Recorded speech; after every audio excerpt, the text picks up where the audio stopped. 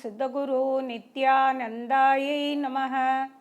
ஓம் சித்தகுரு நித்யானந்தாயை நமः. ஓம் சித்தகுரு நித்யானந்தாயை நமः.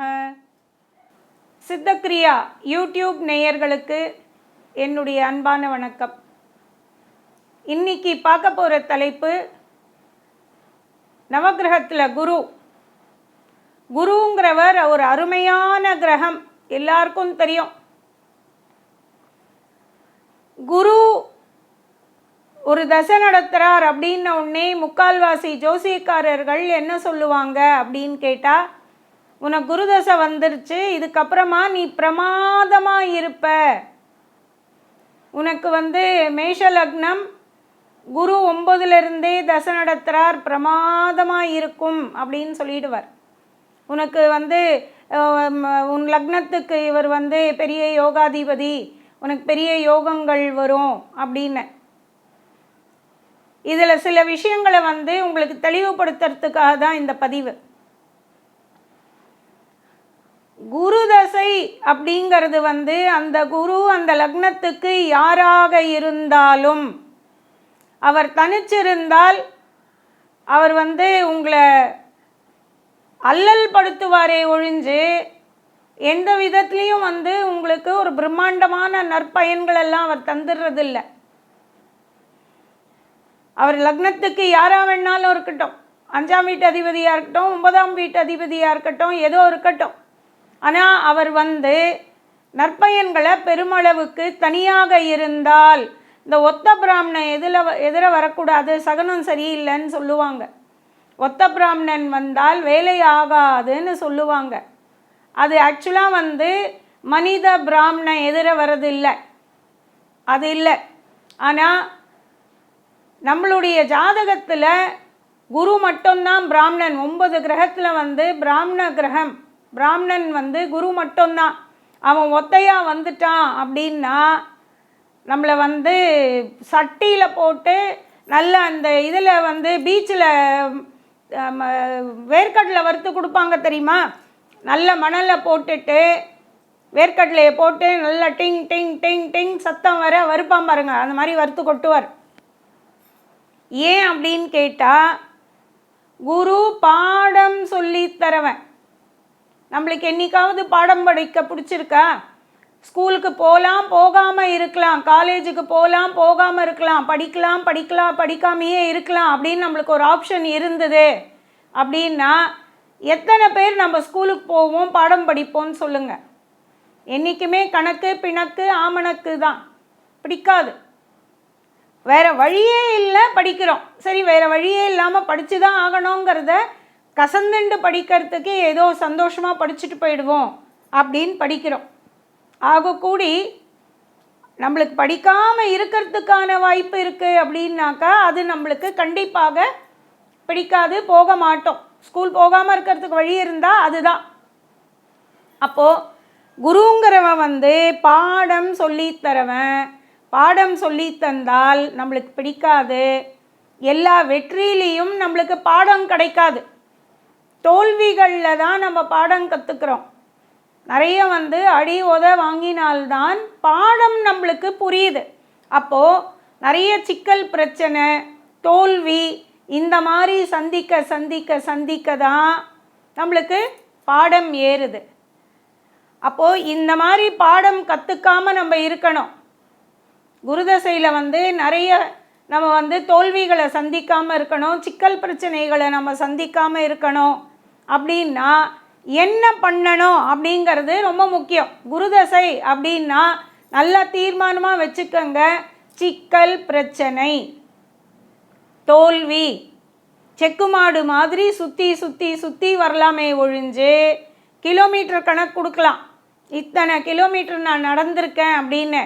ஆனால் த்ரெட்மில் வாக்கிங் தான், கிலோமீட்டர் கணக்கு வேணால் கொடுக்கலாம், எந்த ஊரும் போய் சேர முடியாது.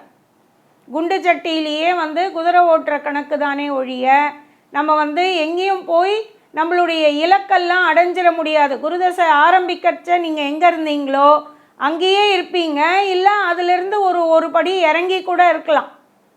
இதுதான் குருதசையினுடைய நிலைமை.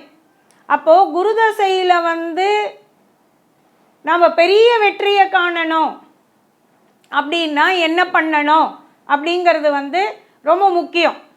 குருதசையில் வந்து நம்ம வெற்றி காணணும் அப்படின்னா ஒரு குரு கிட்ட வந்து மொத்தமாக சரணாகதி, எதுவாக இருந்தாலும் எனக்கு தெரியாது நீங்களே பண்ணுங்க, காய்கறி வாங்க தெரியாது நீங்களே பண்ணுங்க, பாஸ் கிட்ட பேச தெரியாது நீங்களே பேசுங்க, எனக்கு கீழே வேலை பண்ணுறவங்க கிட்ட வேலை வாங்க தெரியாது நீங்களே பேசி வேலையை வாங்கி கொடுங்க, நான் போனால் வசூல் ஆகாது நீங்களே பேசி அந்த வசூலை பண்ணி கொடுங்க. இப்படியா எல்லாத்தையுமே வந்து நீங்கள் தான்னு வந்து நம்ம குரு தலையிலேயே வைக்கணும். எதையுமே நம்ம பொறுப்பேற்றுக்க கூடாது, நான் இருக்கக்கூடாது.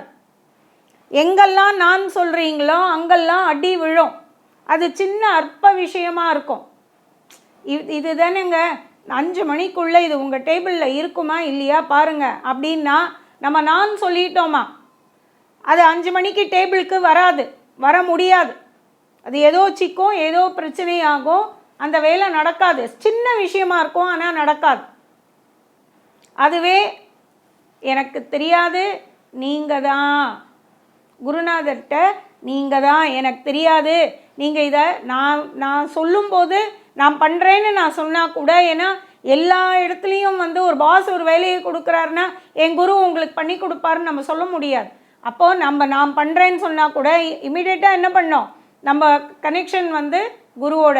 நான் இல்லைங்க, நீங்கள் தான், நீங்களே எனக்கு செஞ்சு கொடுங்க, நான் இல்லை அப்படிங்கிறத அங்கே ஒரு தடவை மெசேஜை கன்வே பண்ணிடணும்.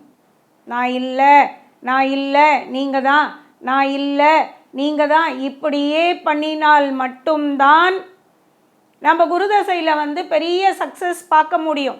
ஏன்னா குரு வந்து அப்பேற்பட்ட ஒரு அற்புதமான கிரகம். அது எல்லா போர்ட்ஃபோலியோவையும் அவர் பிடிச்சி வச்சிருக்கார்.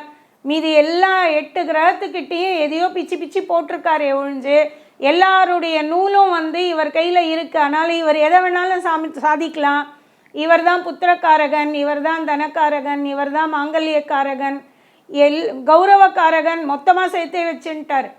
ஸோ தனக்காரகன் இவர் தான், 2-11 இவர் கையில் வந்துடுது, கௌரவம் இவர் தான், லக்னம் வந்துடுது, 5ஆம் வீட்டு புரு புண்ணியஸ்தானே இவர் கையில் வந்துடுது, இவர் தான் கௌரவத்துக்கு, இவர் தான் காசுக்கு, இவர் தான் புத்திரன், இவர் தான் மாங்கல்யம்.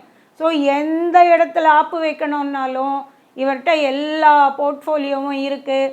மீதி 8 கிரகமும் வந்து அப்படியே குரு என்ன பண்ண போகிறாருன்னு பார்த்துட்டு உட்காந்துன்ற கடமை ஒழிய, இந்த ஐடியிலலாம் சொல்லுவாங்க பெஞ்சுன்னு, அந்த மாதிரி மீதி 8 கிரகமும் குரு தசை நடத்த வந்தாச்சுன்னா மீதி 8 கிரகமும் பெஞ்சில் தான். வேறு எதுவும் யாரும் ஒன்றும் பண்ண முடியாது. அதனால் குரு தசையில் நம்ம பெரிய சக்ஸஸ் பார்க்கணும். நம்மளுக்கு வந்து ஒரு ஒரு நம்ம ஜாதகத்தையும் விட அதிகமான பலனை நம்ம பார்க்கணும், அதிக நற்பயன்களை நம்ம பார்க்கணும், பெரிய கௌரவங்கள்லாம் நம்மளுக்கு கிடைக்கணும். எதுவாக இருந்தாலும் சரி, டோட்டல் சரண்டர் டு அ குரு. நம்மளுடைய குரு கிட்ட எல்லாத்தையுமா கொடுத்துட்டு, சின்ன விஷயமா இருந்தால் கூட ட்ரை பண்ணுமா, எனக்கு ஓட்ட தெரியாது, ஸ்டீரிங்கை நீங்கள் பிடிங்க, நீங்களே பண்ணுங்க. இப்படியே வாழ்க்கை வண்டியை ஓட்டுறதுக்கு ஸ்டீரிங்கை வந்து குரு கிட்ட கொடுத்தாச்சு அப்படின்னா அந்த வாழ்க்கை நிச்சயமாக வந்து பெரிய வெற்றியை நோக்கி போகும். கண்டிப்பாக பெரிய வெற்றி கிடைக்கும். நான் சொல்லிட்டா குருதசை வந்து ஒரு டோட்டல் ஃபெயிலியர் அப்படிங்கிறத தெரிஞ்சுக்கோங்க.